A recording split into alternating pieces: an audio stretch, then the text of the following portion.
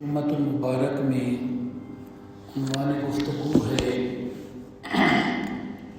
لیلۃ البراء، جس کو ہم شب برات کے نام سے یاد کرتے ہیں۔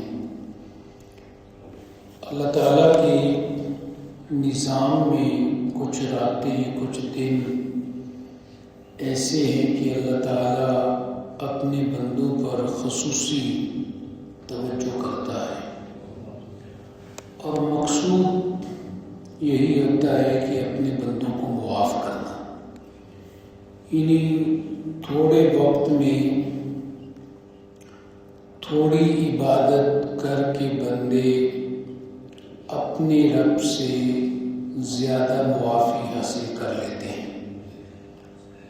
تو یہ ایک خصوصی انعام اور فضل اللہ کی طرف سے ہوتا ہے۔ کچھ اوقات ہیں، گھڑیاں ہیں جن میں اللہ تعالیٰ کی رحمت زیادہ ہوتی ہے، جیسے جمعہ کا وقت ہے، عیدین کی راتیں ہیں، شب برات ہے، لیلۃ القدر کی رات ہے، جس کے بارے میں فرمایا کہ انا انزلناہ فی لیلۃ القدر، ہم نے اس قرآن کو لیلۃ القدر میں نازل کیا۔ وما ادراک ما لیلۃ القدر، تمہیں کیا معلوم کہ لیلۃ القدر کیا ہے؟ لیلۃ القدر خیر من الف شہر، 1000 مہینوں سے بہتر رات ہے۔ اور تنزل الملائکۃ والروح فیہا بإذن ربہم من کل امر سلام ہی حتی مطلع الفجر۔ اور خصوصیت اس رات کی یہ ہے کہ جبریل امین آتے ہیں، فرشتے آتے ہیں اور اللہ کے احکامات لے کر آتے ہیں، اور طلوع فجر تک اللہ کی رحمت مسلسل برستی رہتی ہے۔ تو اس رات کے کئی نام ہمیں روایات میں ملتے ہیں۔ لیلۃ البراء، بری ہونے کی رات، دوزخ سے آزادی کی رات۔ لیلۃ المبارکہ، بابرکت رات۔ لیلۃ الرحمہ، رحمت کی رات۔ اور لیلۃ السبت، دستاویز کی رات۔ ویسے تو ہمارا نامہ عمل جو ہے وہ روزانہ کی بنیاد پہ ریکارڈ ہو رہا ہوتا ہے۔ فرشتے ہیں، کرام کاتبین ہیں، معزز فرشتے ہیں جو ہمارا نامہ عمل لکھ رہے ہوتے ہیں۔ اللہ کے نظام میں اور بھی بہت ساری چیزیں ہیں کہ جو ہمارا نامہ عمل لکھ رہی ہوتی ہیں، یہاں تک کہ خود ہماری باڈی کے اندر بھی جو کچھ ہم کر رہے ہوتے ہیں وہ سب ڈیٹا موجود ہوتا ہے۔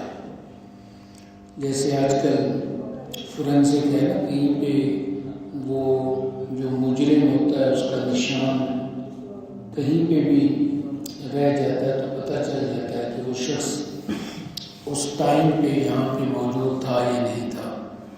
جیسے سورہ یاسین میں فرمایا الیوم نختم علی افواہہم، آج ہم ان کے جو منہ ہیں ان پر مہر لگا دیں۔ وتکلمنا ایدیہم، ان کے ہاتھ کلام کریں گے۔ وتشہد ارجلہم بما کانوا یکسبون، اور ان کے پاؤں گواہی دیں گے وہ دنیا میں کیا کرتے رہے۔ تو یہ اللہ تعالیٰ چاہے تو یہ جو زبان کا لوتھڑا ہے اس کے ذریعے سے ہمیں بولنے کی صلاحیت عطا کرے، یا ہمارے ہاتھ کلام کریں، یا ہمارے پاؤں گواہی دیں۔ تو یہ کچھ راتیں، کچھ دن، کچھ لمحے، کچھ گھڑیاں ہر آدمی کے لیے اللہ تعالیٰ نے زندگی میں جو اس کے معاملات ہیں تو کچھ اوقات اوقات کچھ ایسی ٹائمنگز ہوتی ہیں کہ ایک شخص کے لیے وہ لمحہ بڑا ہی خوبصورت ہوتا ہے، کسی کے یہاں بیٹا پیدا ہوتا ہے کسی لمحے، اور وہی لمحہ کسی کے لیے مشکل ہوتا ہے، اس کا بیٹا چلا جاتا ہے۔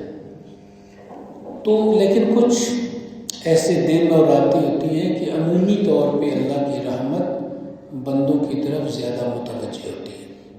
سید عائشہ صدیقہ رضی اللہ تعالیٰ عنہا سے روایت ہے کہ حضور نے فرمایا کہ اللہ تعالیٰ اس رات کو بنی کلب، ایک بڑا قبیلہ عرب میں، تو اس کی جو بکریاں ہیں ان کے بالوں کے برابر اپنے بندوں کی مغفرت فرماتے ہیں۔ تو ایک کثیر تعداد میں اللہ تعالیٰ کی طرف سے بخشش کا سامان مہیا کیا جاتا ہے۔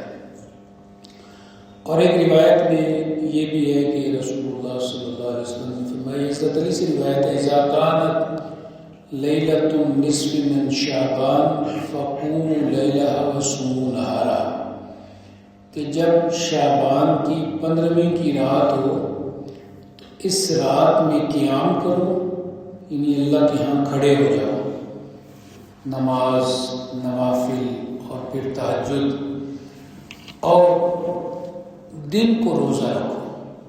تو اگر کوئی کر سکتا ہے تو وہ رات کو جتنا ممکن ہے قیام کرے، اور اس طریقے سے گویا کہ رمضان سے پہلے ایک تیاری بھی ہو جاتی ہے، اور ایک جیسے کہ ریفریشر کورس ہوتا ہے تو آدمی کا مائنڈ اور باڈی جو ہے وہ تھوڑی سی ریفریش ہو جاتی ہے۔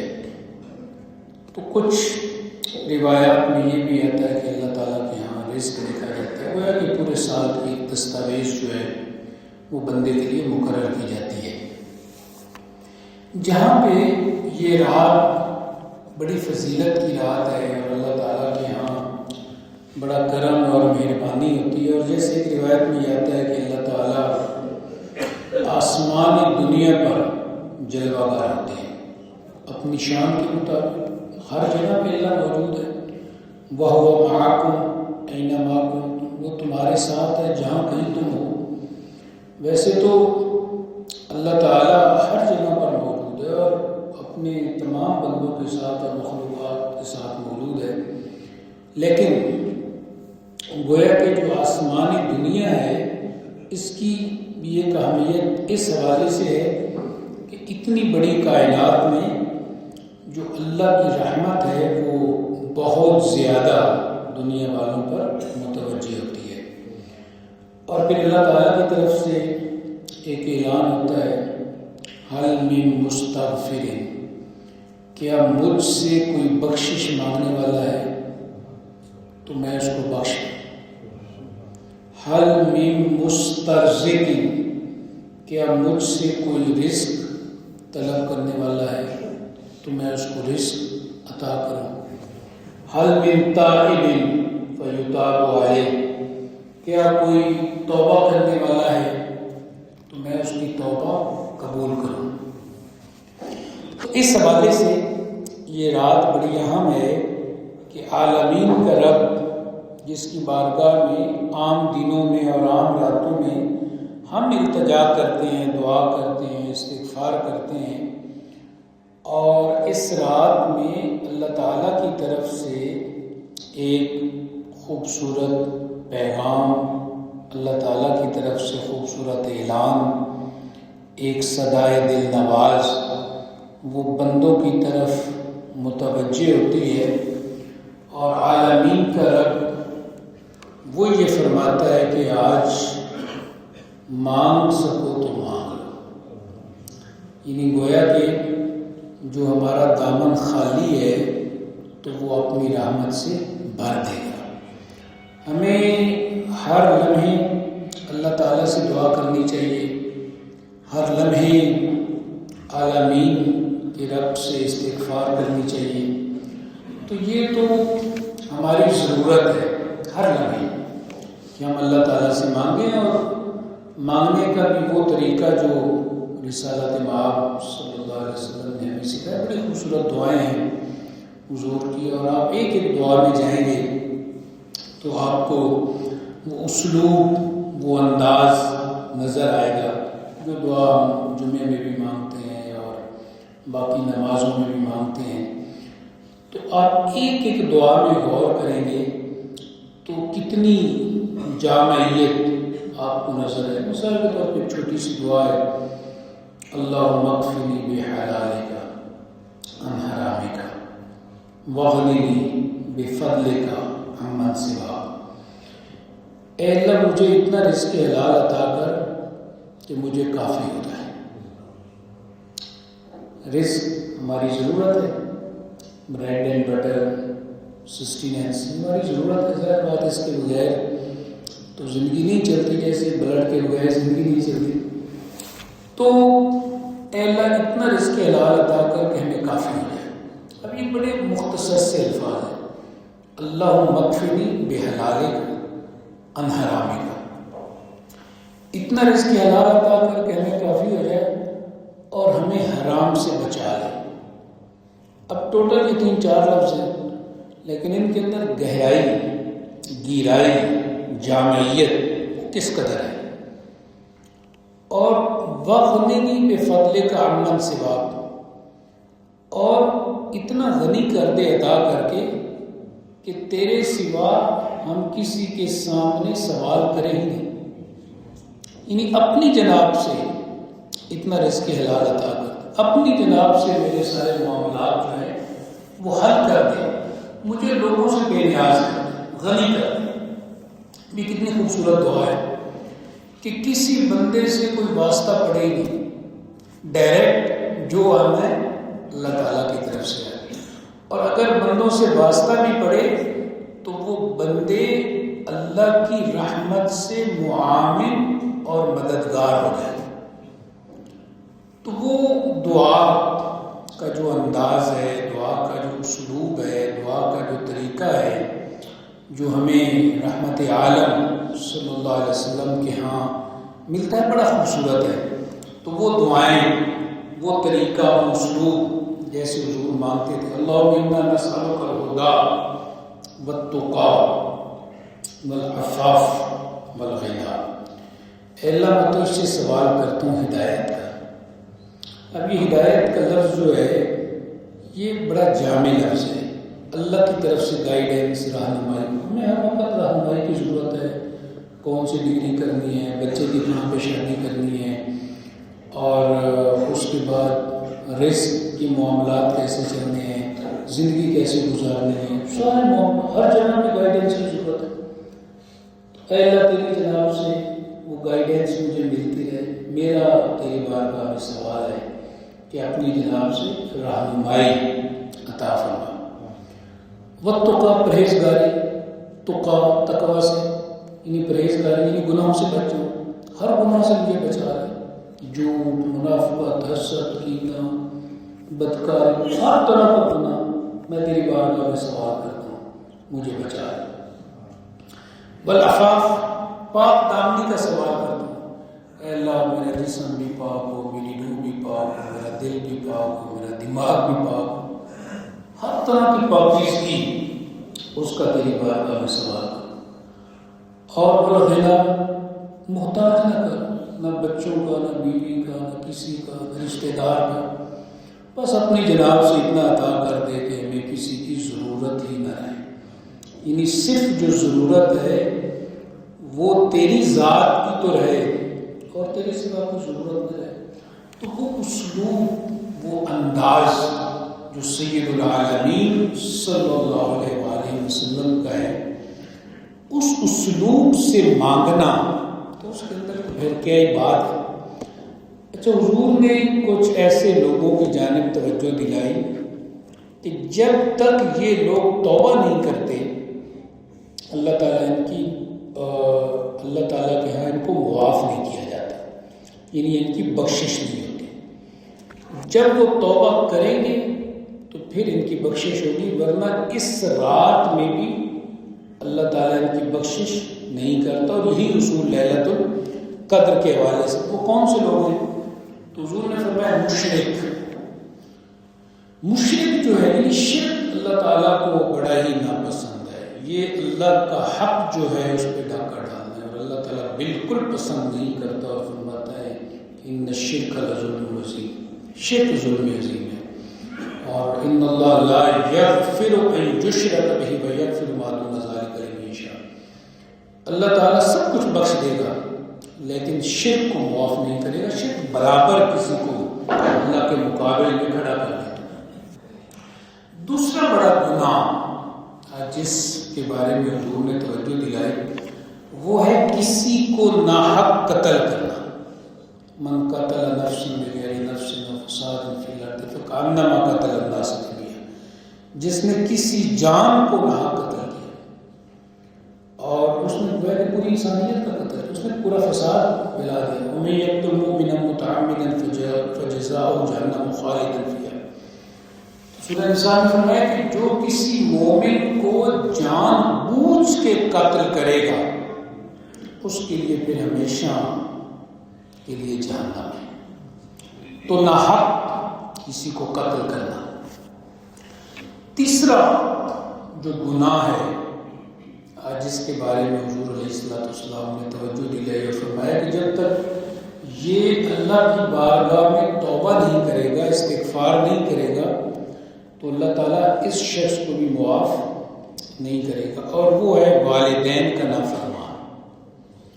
وَقَضَىٰ رَبُّكَ أَلَّا تَعْبُدُوا إِلَّا إِيَّاهُ وَبِالْوَالِدَيْنِ إِحْسَانًا إِمَّا يَبْلُغَنَّ عِندَكَ الْكِبَرَ أَحَدُهُمَا أَوْ كِلَاهُمَا فَلَا تَقُل لَّهُمَا أُفٍّ وَلَا تَنْهَرْهُمَا وَقُل لَّهُمَا قَوْلًا كَرِيمًا وَاخْفِضْ لَهُمَا جَنَاحَ الذُّلِّ مِنَ الرَّحْمَةِ وَقُل رَّبِّ ارْحَمْهُمَا كَمَا رَبَّيَانِي صَغِيرًا. تیرے رب کا یہ فیصلہ ہے، اللہ نے فیصلہ کر دیا کہ اللہ کے سوا کسی کی عبادت نہیں ہو. اللہ تعبدوا الا اياه وبالوالدین احسانا، اور والدین کے ساتھ اچھا سلوک کرنا ہے. اما یبلغن عندک الکبر احدهما او کلاهما، ان میں سے کوئی ایک یا دونوں بڑھاپے کی عمر کو پہنچے. فلا تقل لهما اف، تو انسان کہیں پہ یہ بھی کہہ دے یا اف. مطلب اف کا مطلب ہے کہ ایسا جیسچر دینا، ایسے رویے کا اظہار کرنا جس سے ناپسندیدگی کا اظہار. تو فرمایا کہ تم وہ کچھ بھی کہہ دیں، وہ بات کو ریپیٹ کر دیں، ایک مرتبہ کہہ دیں، 2 مرتبہ، 10 مرتبہ، تو انسان ہوتا ہے نا تھوڑا سا وہ ناپسندیدگی کا اظہار کرتا ہے، بزرگ جو ہے گل کی جا رہے، لیکن نہیں، آپ نے یہ بھی نہیں کرنا. جھڑکنا بھی نہیں، اوف بھی نہیں کرنا، بلاتا نہیں، جھڑکنا بھی نہیں.